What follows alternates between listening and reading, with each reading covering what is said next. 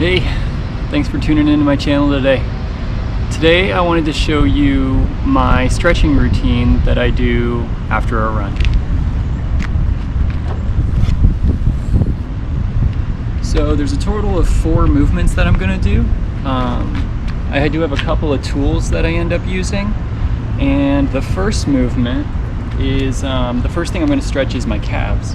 So I have this ramp, this wooden ramp that I built, but they actually make ones that fold up now that you can get on Amazon. There's a lot of different styles of these, but anything that's got some kind of an angle so that you can get your foot up there.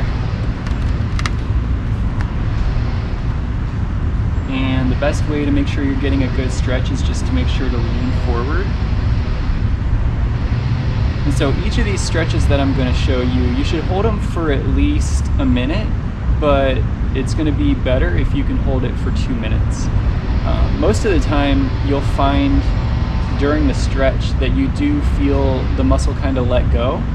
So try to pay attention to that, because you might find that it takes longer on one day than another. So some days it might only take a minute for it to, let go and relax, and then other days it might take that whole 2 minutes. So each of these stretches, like I said, 2 minutes is ideal. You're going to want to do both sides. So spend a little bit of time on the right and then spend a little bit of time on the left. So that's the first one. And then the second stretch I'm going to show you, as you can see, I'm using my car for all of these movements. I do think it's ideal to do that, because then you don't have to worry about having something in your surrounding area to do the stretches on.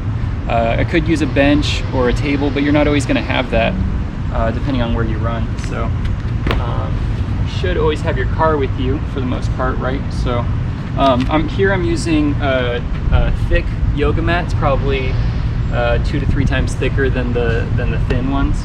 But I just prop that up against my wheel, and then this stretch is called the couch stretch, but I'm gonna throw my leg back here. And it's nice because I think most tires, I guess if you have a bigger car it wouldn't work the same way, but most tires or most wheels are gonna be that height of that half of your leg. And then you're gonna get down into this stretch, and you'll see that this looks pretty familiar as far as what muscle it's stretching. The standing quad stretch is a really common stretch that runners do, right? So this is a variation of that. You could always do this, especially if you don't have the equipment. And again, 1 to 2 minutes is what you're going to want to do on each leg. But this is a little more intense and a little more beneficial, I think. You really get deep into that hip flexor up front. But you're going to want to do the same thing here. You're going to want to hold it for 1 to 2 minutes. Try to focus your attention on the muscle itself. Make sure you're getting a stretch. And then, like I said, you'll find that if you keep your focus on it, that you'll probably find that after a certain amount of time that the muscle lets go a little bit and starts to relax. So that's that one. Like with the other ones, you're going to want to do it on both sides. And then, and I have the block there to use for balance if you need it. So it's nice to have that as an option.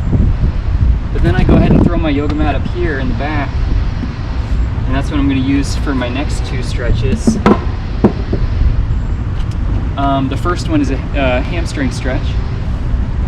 So it's just throwing your leg out in front of you. If you can't get it this high, then you try to get something a little lower. But what I've done with this one more recently is I started doing what's called nerve flossing. And nerve flossing takes your nerve to end range and then takes it back, end range, and then back to, so you're putting tension, and then you're putting slack on the system, But most the last injury that I got, actually,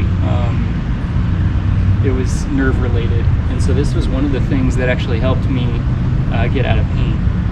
But when you're nerve flossing, you can floss it you can put tension on the system from the bottom at your foot, the top at your head, or both. And so to get the most tension, you would lean forward and lean your head down,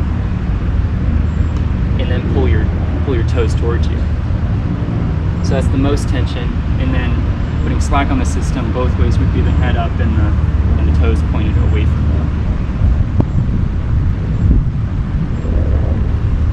So instead of just staying still in that stretch, I typically do the nerve flossing. Give it a try, see if that helps you at all. So obviously you do that same on both legs, 2 minutes. And then my last stretch is for your glutes. And you're gonna throw your leg up here, throw your other leg back, and then you're gonna lean forward, lean your chest forward. You can either go towards your knee or towards your foot.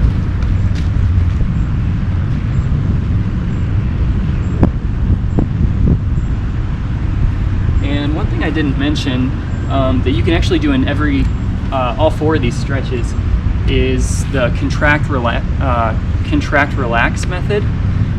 That's something that I learned a while ago from Kelly Starrett, and what you're doing is you'll contract the muscle that you're trying to stretch for let's say 3 to 5 seconds, and then you'll relax it for twice that amount, so 6 to 10 seconds you'll relax it, and you do that over and over again, and that actually helps get you to that relaxation point in your muscles quicker. So that's what I have today. Thanks for tuning in, and I hope it's helpful.